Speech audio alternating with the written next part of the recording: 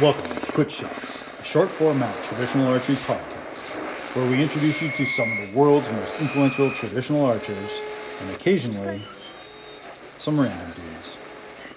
Help keep this content ad-free by supporting us on patreon.com/archerygeek. Don't forget to check out our sponsor, archerypass.com, for all your traditional archery needs. Hey everyone, welcome back to Quick Shots. I'm your host, Mick Chambers. I'm here with Dan Weiss. How you doing, Dan? I am doing awesome. How are you, Mick? What did you take your crown off for? Like that is. Oh, don't put it back on. Yeah, put that back I on. don't want to see. I don't want to seem too pretentious, but It's too late. Too late now. Too late. Yeah. Pretty much. Hey, thanks for joining the show, man. I really appreciate this. I really appreciate that you get on. We don't get celebrities like you all the time, so I'm. I don't know if I'm a celebrity, but I'm very excited to be here. We're excited to have you, man. It's awesome. Can't wait to talk a little bit of archery. And I always love talking to these guys out in Colorado because I don't know what it is, but you guys shoot so good. Is there something? Oh, what are you doing? Taking that off? No. It's all right, man. Okay, they know that. Yeah, I don't want to be too pretentious. I want to show that I'm a man of the people. So that's true. Yeah, well, you're humble enough to talk to me. So that's good. The whole reason I wore it was, to match up with the shirt, but you can't really see it. So we'll just go forward.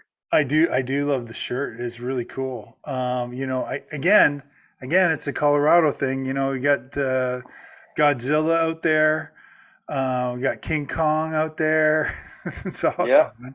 It's awesome. Well, that's how the whole thing started was, because Maddie, when we were at the U.S. Open, and he loves Godzilla, and I said to him right before he started, I said, just remember, you're Godzilla, Demmer is Tokyo.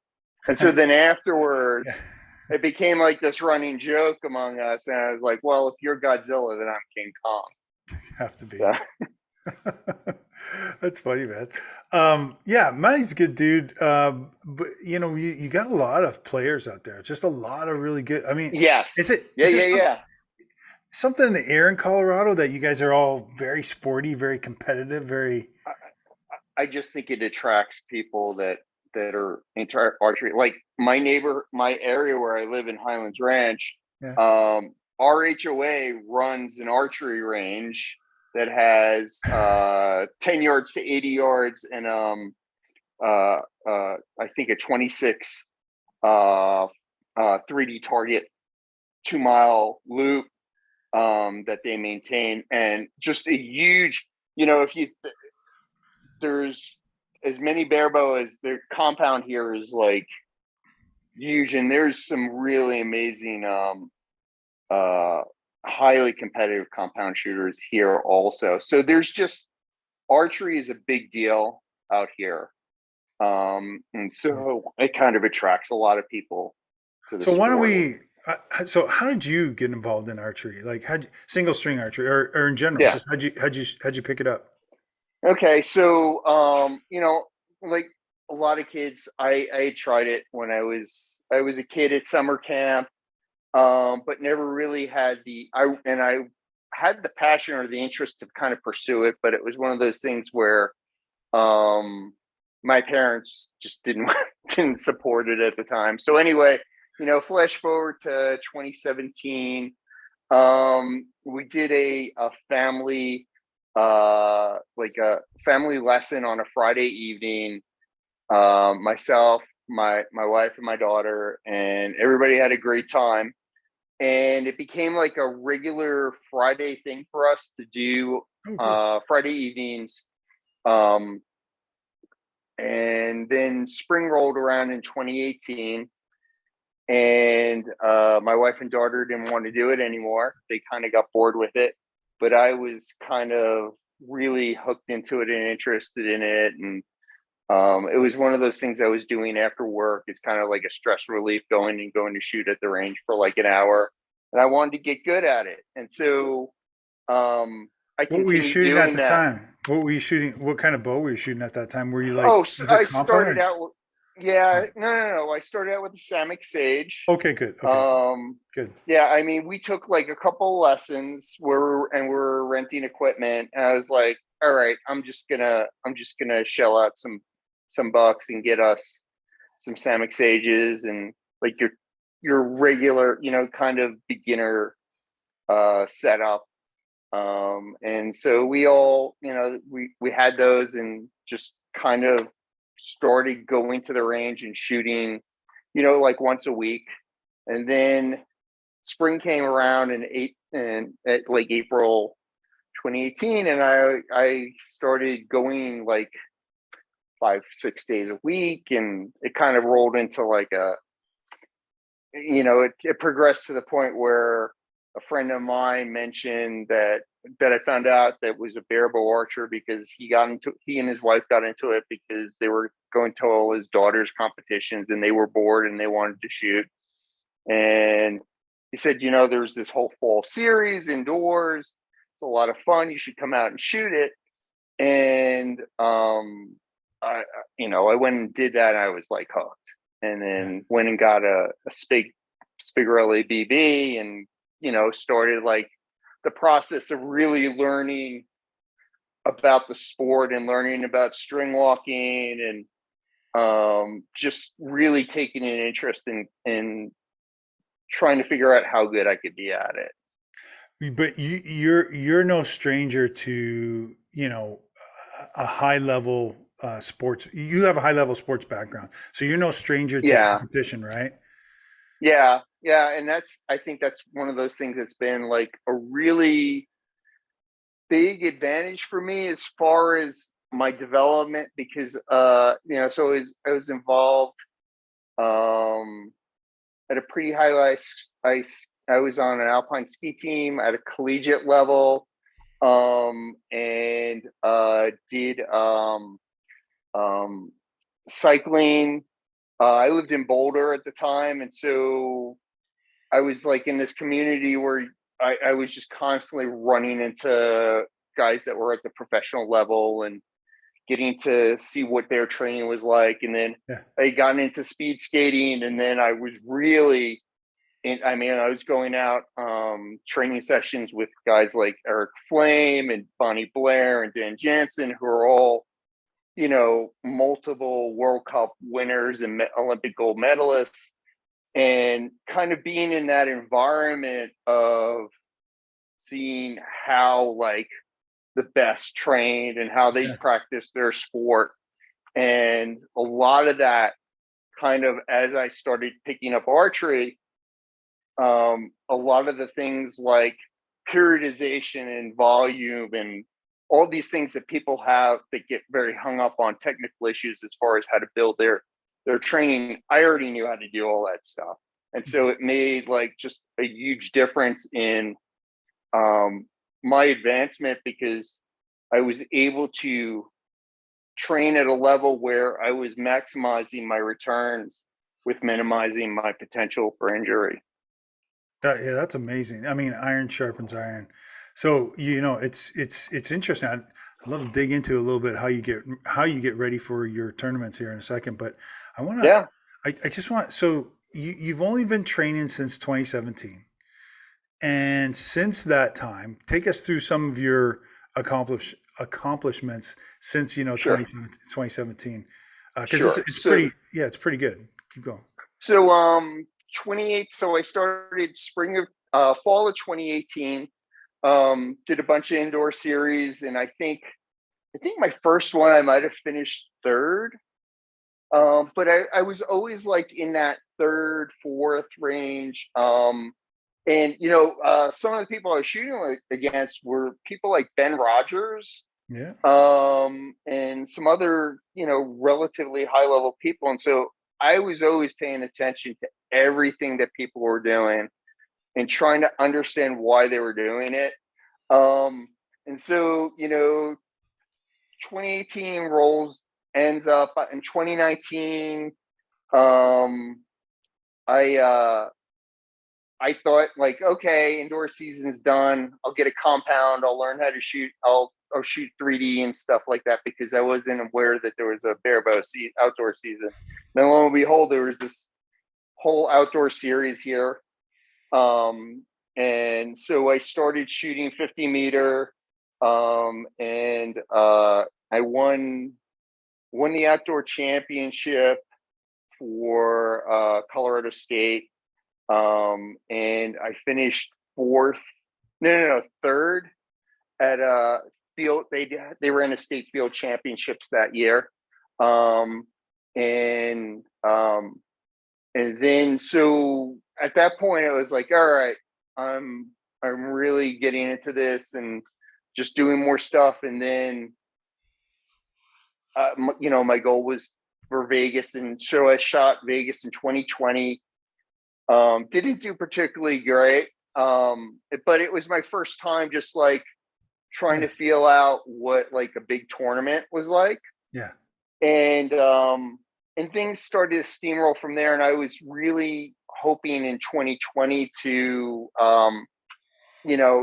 at least dip my feet in the water with national events. I had been working with a coach here, Tom Adjutant, and we were kind of looking at it as, okay, let's do a trial run. Let's just go through these events, just learn as much as I can. Don't worry about what my results are, but figure out if, where I kind of stood on a national level. But then, we had COVID, and I signed up for field championships. That was canceled. Signed out for outdoor target nationals, and I had a family member who had been very sick for several months that had been staying with us, passed away the week before. So obviously, I family's my priority. And so, Course, yeah. it was just going to have to wait until the following year. And then 2021 rolled around, and not a great start to the year. Indoor nationals didn't do well. But a big thing for me was I started going to a lot of I went to the NFA roundup, and I met a lot of people. Like I got to shoot with Rick Stonebreaker and Steve Oakley. Yeah. Matt Yaka went out with me on that one, and we, I started to have an opportunity to kind of like watch really good shooters and pay attention and see what they were doing compared to what I was doing. Yeah. I guess I'm a bit of a quick study with stuff like that, and did okay there. I think I finished fourth in field at the field event and NFAA field, and then I finished third at their target nationals. Fourth at outdoor nationals, and third at field nationals. Yeah. Okay. And so it's all a blur at this point. So then that was like 4 weeks before outdoor target nationals.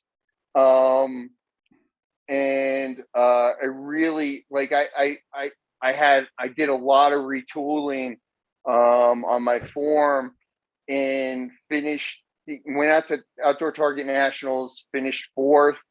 That's awesome. And like at that point I was like, oh wow, this was a lot higher. I was hoping to finish top 10. And so I was really kind of surprised by that. And I was talking to Rick Stonebreaker, and he's like, you need to have a good finish at the field nationals in a few weeks, because you have a really good shot at making the team. And I had looked at the numbers and the way that the ranking system worked, and realized that I had to go out there and shoot well, but I had a good shot at that, and went out and finished third. And that was my first national podium, and it was very emotional. I mean, I was like on the phone when we finished up the second day to my wife, and I was like practically in tears, because like not only was I getting a national podium in my first year going out, but also I was going to make the U.S. team, which to me at the time just seemed like unreal. And like I had no expectation that was going to happen. I thought it was going to take me another few years to kind of reach that point where I understood the game enough that I even had a shot at doing that. So it was an incredible year, and then this year's just been amazing too. So Yeah, well, I mean, that's a lot in such a short period of time. yeah, Again, I think, because of your training, previous training, you said that you're a quick study, but I mean, here's my experience and as a martial artist, not as as an archer, but I rose through the ranks pretty fast as as a martial artist because I would go out to these seminars, I go out to these things where I seen all these high level guys and they were doing it, and at the very beginning I didn't know what was going on, but I went to so many of them, I was just like, oh yeah, look what this guy's doing. It's the same as this guy, same as this guy, same as this guy. You start to be able to pick out a pattern, right? yeah, And I think yeah. probably that's what you've been doing because you know how to do that. You know how to do that from a pro perspective, man. I think so. That's a good advantage you had on a lot of people, but I still think it's exceptional how far you've come in such a short time. I Thank mean, you. I feel like I need my ass kicked by you got to come down here and kick my ass. Someone has to beat me up and just Come say, out to "Smart." Target Nationals. I know, Matt. He said the same thing. He's like, "Are you going to Target Nationals?" I'm like, "No, I haven't even shot 50 meters yet." So I'm like, "I'm not going out It's there." such a good time. The thing is, I really think that you learn. Like for me, Yeah, I learn when I go to a local tournament, and I learn more when I go to a state tournament. When I go to these big tournaments, it, if you're paying attention and you're watching and you're listening, and there's just so much to learn there, and people shouldn't feel intimidated at all by it. Everybody there is very warm and embracing of new people in the sport yeah, and are willing to sit down and talk to you. And like when I went to the NFA roundup, Stonebreaker and Dammer went out and shot with me for a bit and watched what I was doing and kind of gave me some feedback. And everybody just wants to see everybody do well. I think most people are out there for themselves to see how well, not so much like how what if I can podium. I Although everybody wants to do that, but everybody's out there trying to improve their best, and people want to go shoot against people at their best. So there's an impetus for us to want to be available to others to provide advice and guidance and see everybody kind of like level up the playing field. yeah. It is true. I mean, when it's kind of disappointing for guys at your level, when you go there and someone's not competing that you expect to compete, like if Demmer doesn't show up, Yeah, you'd be yeah, like, yeah, for sure. and actually Dillinger too, right? I mean, Yeah, Dilly but hasn't he's been. coming back, Opie. He is coming back this year. Well, I don't know, but he's talking about maybe by the end of the year. Uh, you Okay. know, uh, from I'm not, we're not in touch all the time, but I've spoken to him a little bit, Yeah. Yeah. and he's had his surgery and stuff, and I heard rehab's been pretty difficult, but yeah, I mean, it'd be super exciting to have him back in the fold, and just having that extra competition and raising the bar. Yeah, right. I mean, yeah, he's always, you got to have your A game on. And Maddie's doing pretty good at the 50. You're doing good at the 50. There's quite a few good. I mean, you're no slouch when you do well at outdoor nationals. I mean, you just are a good archer because there's so many good shooters out there. Hey, talk to us about the Pan Am games though, a little bit. Yeah, sure. Because, So PanAm Games was right before SoCal Showdown, end of May. It was out in Halifax, Nova Scotia. mhm. I think it was 29 countries. Uh, First time for Barebow to be out there, which was really exciting. And we wanted to make sure that we were out there and represented. We brought three people out, and myself, Rick Stonebreaker, Dave Nesbitt. And it was really, really difficult conditions. Yes. Super windy. I Yeah. mean, I'm sure being Canadian, you've been out to Nova Scotia I did. or I did. Halifax? Yeah, I did 10 weeks of hell in Nova Scotia, and if Yeah, anyone listening to this will understand what I mean, any Canadian, because that's it's a that's beautiful. it's our basic training for the army. Uh-huh. So Okay. it's It's terrible it's windy. It's always windy there.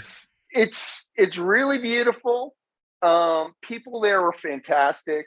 Good. The whole event was really well done. But it was like low 60s at best. I mean, most of the time we were like in our warm-up gear, Mhm. shooting. Winds were, were very variable, where it would go from light gust to heavy gust to a constant, um, in out. We were getting it from all directions, and every day it was different in different parts of the field. Different. Like the practice area, Excuse which me. was all the way on the right side of the soccer field, the soccer pitch.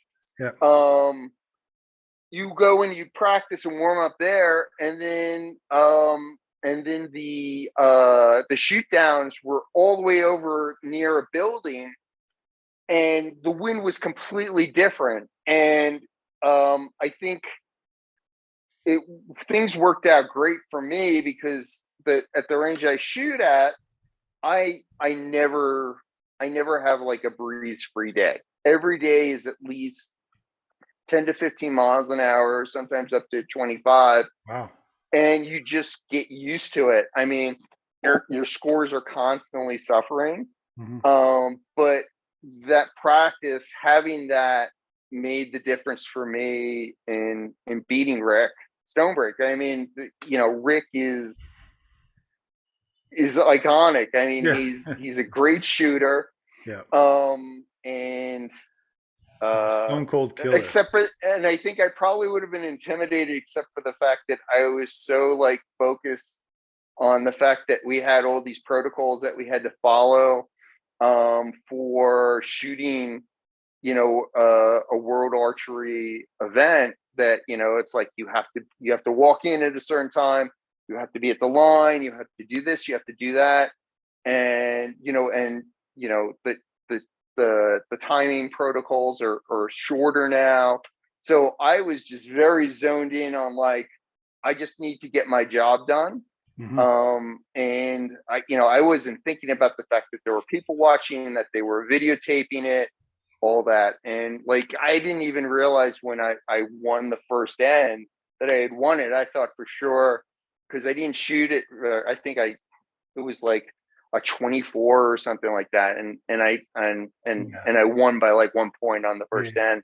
Yep. And then it just kind of steamrolled. And the next thing I knew, the event was over, and I won the gold medal. So it worked out okay.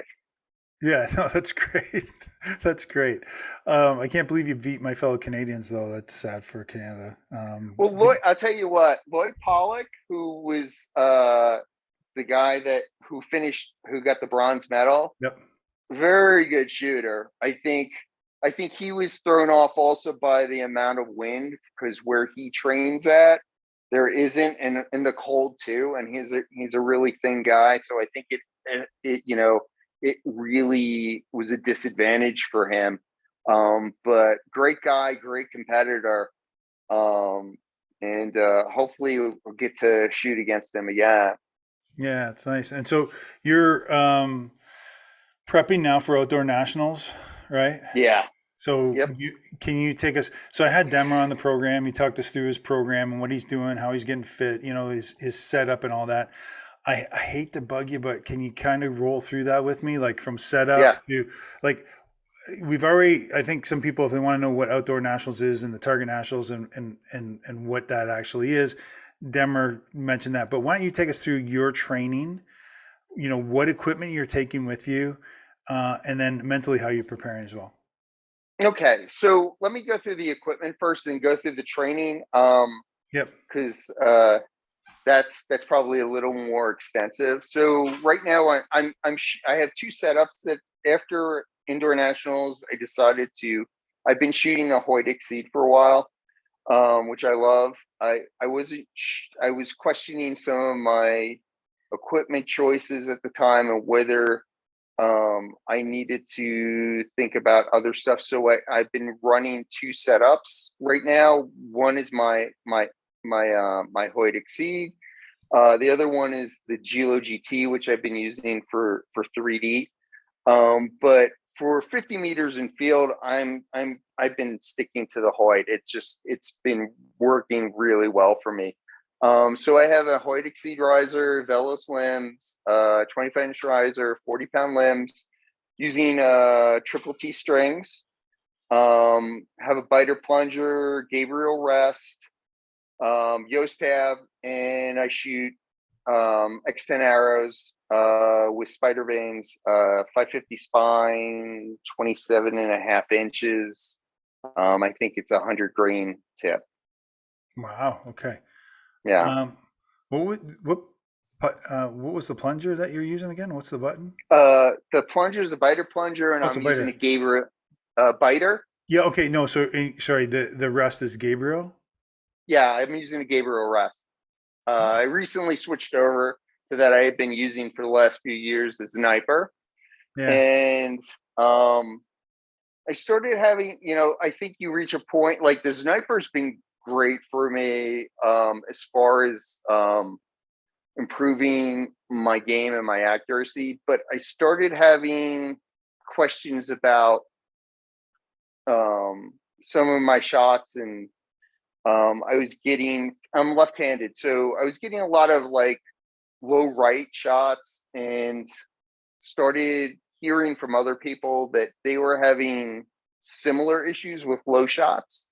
So I spent a lot of time with my Sniper playing with it and trying to increase tension, decrease tension, all types of setups. And I was having and that problem just wouldn't go away, as well as I was having occasional issues with vein tears. So I knew a lot of other people who've used the Gabriel rest and really liked it, and I kind of seen how it worked, and I was like, you know what, I'm gonna make the switch, and I just ordered it online overseas, and they shipped it to me, and like I got it in like 2 weeks.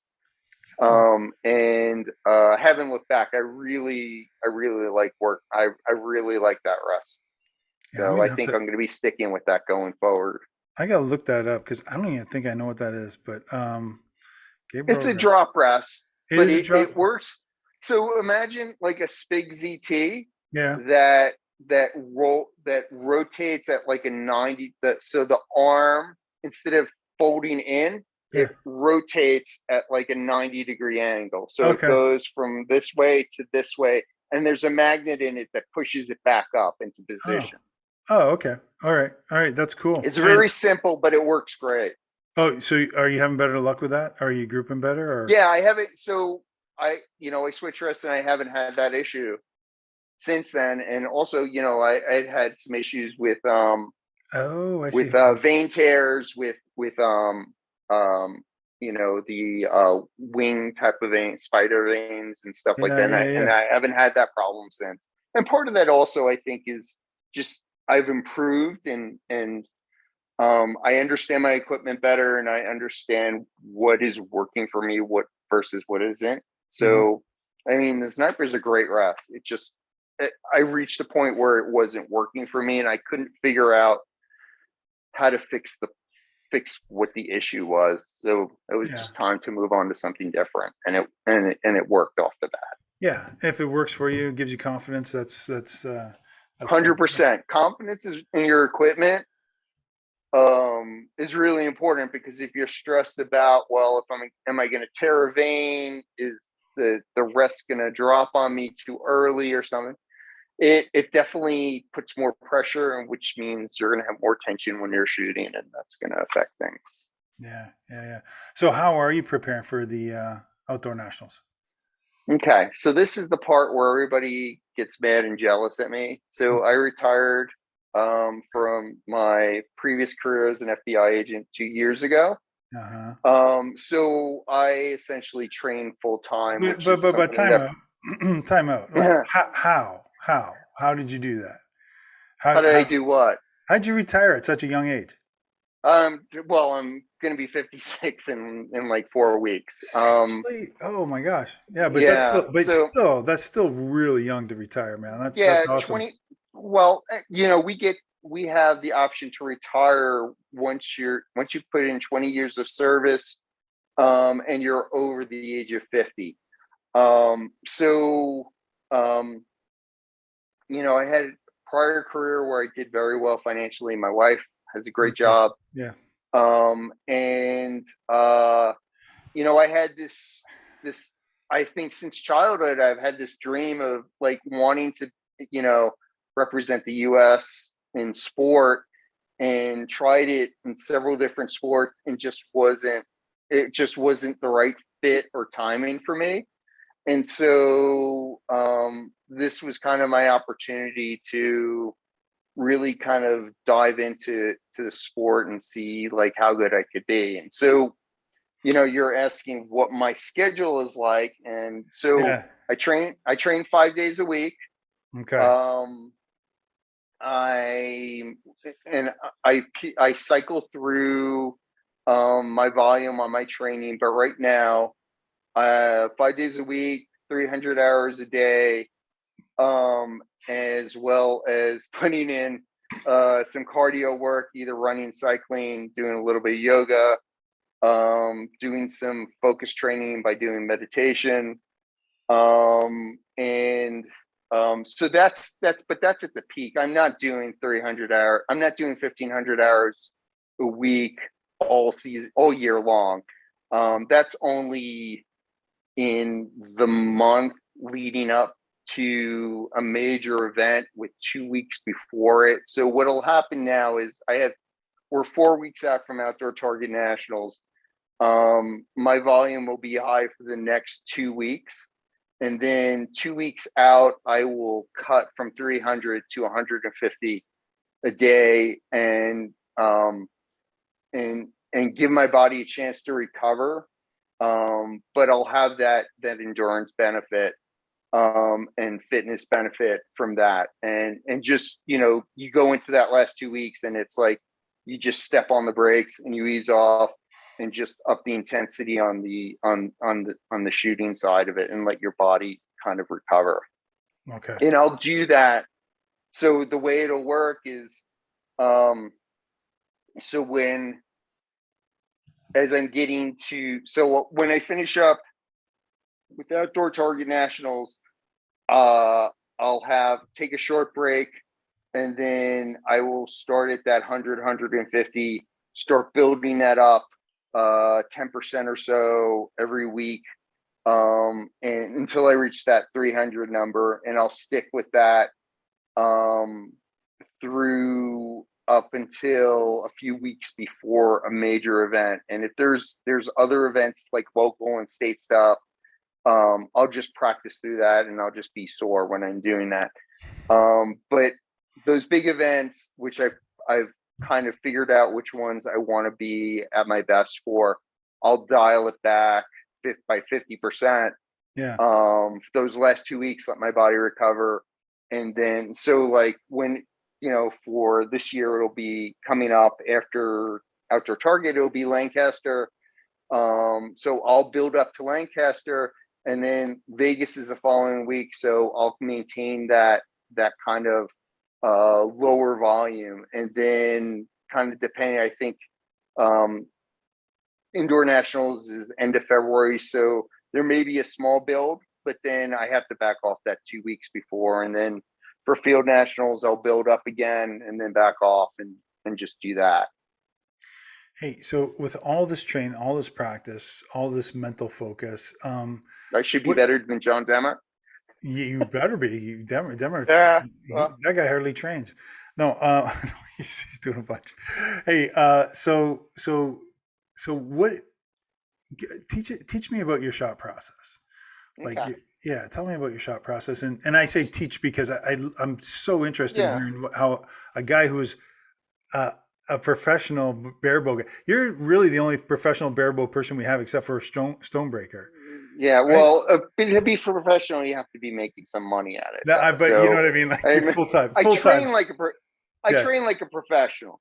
yeah, for sure you do. Um, yeah. So as far as my shop process, so I was as an agent, one of my side duties was being a firearms instructor, which I had to go to school for, and I qualified and showed that I had the proficiency to do that.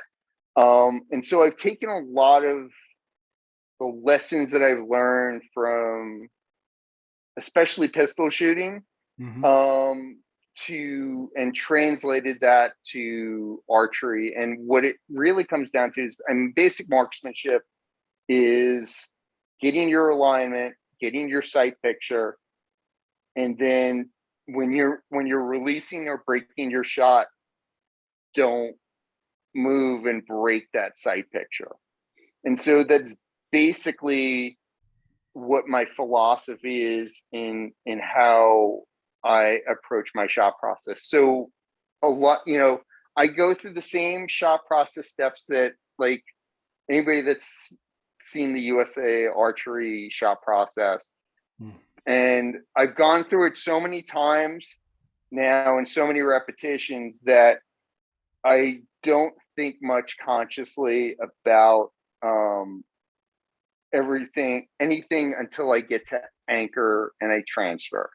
And at that point, my thought process goes to no, don't shoot, let everything settle. If there's any muscle spasms or anything, or you're feeling tension in certain parts of your body, you need to relax that and just focus on getting ready to make your shot and let the shot break. Mm. And once everything feels okay, and that takes like a second or two, it's kind of like a mental checklist. And it's like, okay, everything feels okay. Go ahead and take your shot. And at that point, once I say, okay, you're good to go, then I just basically focus on keeping my bow arm as still as possible, keep my body as still as possible, and just keeping my fingers relaxed. And then the shot just breaks. So everything is pretty much, so it's subconscious all the way through that anchor and transfer. And then there's a whole lot of control that's going on there and focus on making sure all the boxes are checked. And then if the boxes are all checked and I feel like I'm ready to put that arrow in the gold, then I can say to myself, okay, yeah, go ahead and take the shot. And then I just let it. And it's just about, all I'm thinking about is being as still as possible Mm. and just letting it happen. Can I ask you a mechanical question? Yeah. Do you leave both eyes open, or do you aim with one eye closed? Or So I've gone I've gone all the way 360 degrees on this. So I started out shooting one eye.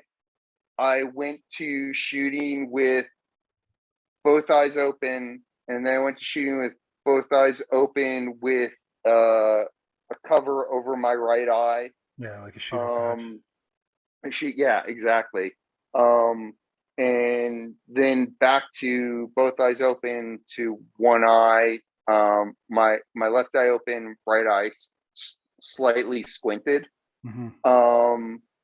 And I just found that was the most relaxing thing. Yeah, yeah, yeah. And so that's just what works. And I think it's one of those things that it's like, there's so many people that do things differently or just for their own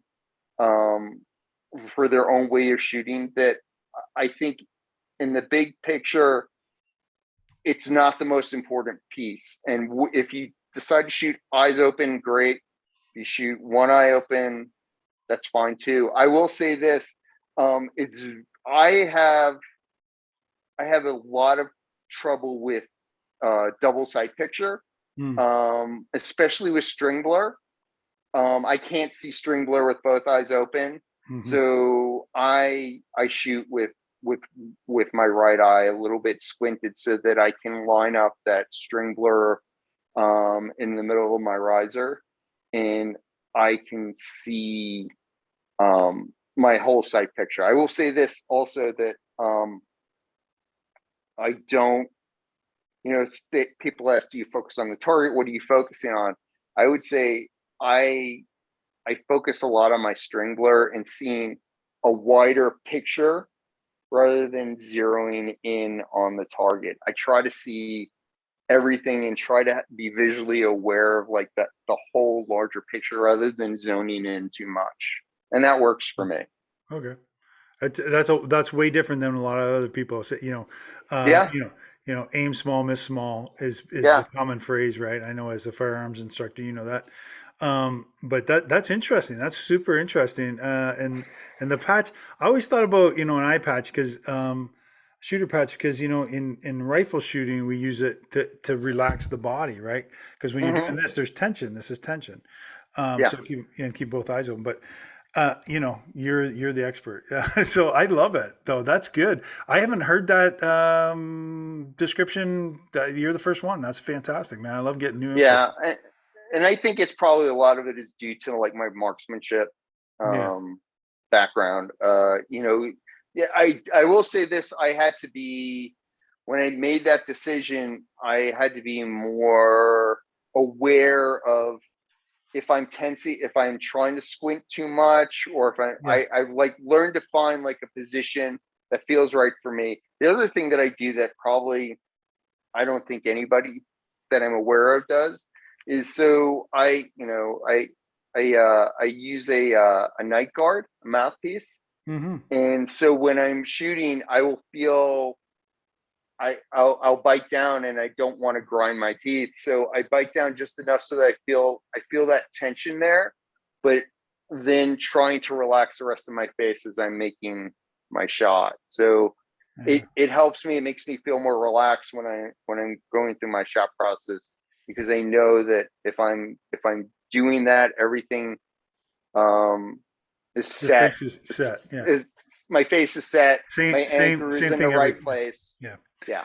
Your face is in the same place because some of us loosen our jaw and then we anchor on that tooth and your jaw's down. There's a big Yes. difference, right? And I used to do that. That was a big change that I made from indoor season of this year to going to outdoor season. It kind of took some time to kind of reevaluate because I was really unhappy with my performance.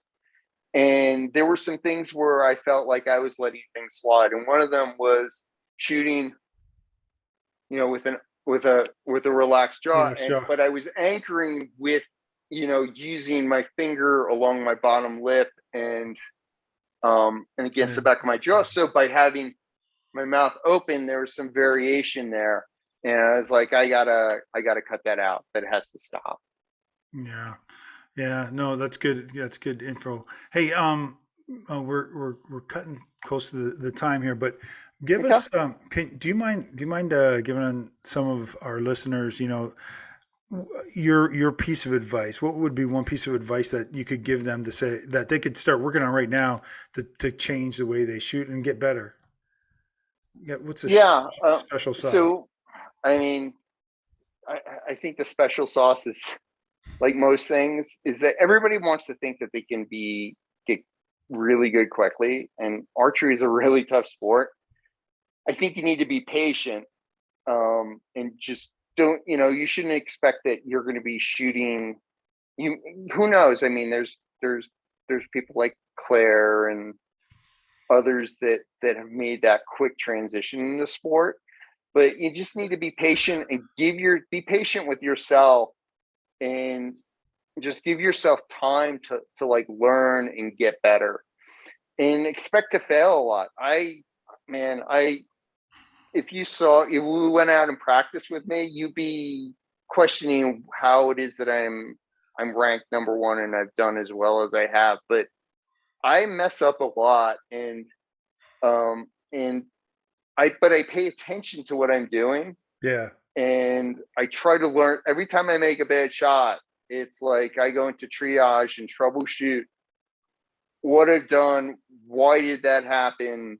Was that 99% of the time it's not going to be an equipment issue. It's going to be me. Sometimes it's the wind. If there's heavy wind, I kind of have to, give that a little bit of leverage. But, for the most part, every time you fail at doing something, it's an opportunity to learn and get past that. Yep. And if you make the same mistakes enough times and you're paying attention to it, that light bulb's going to go off in your head, and you're going to improve. And then you're going to get tired, and you're going to get worse again, or you're going to go down a rabbit hole. I've gone down so many rabbit holes, trying different things, and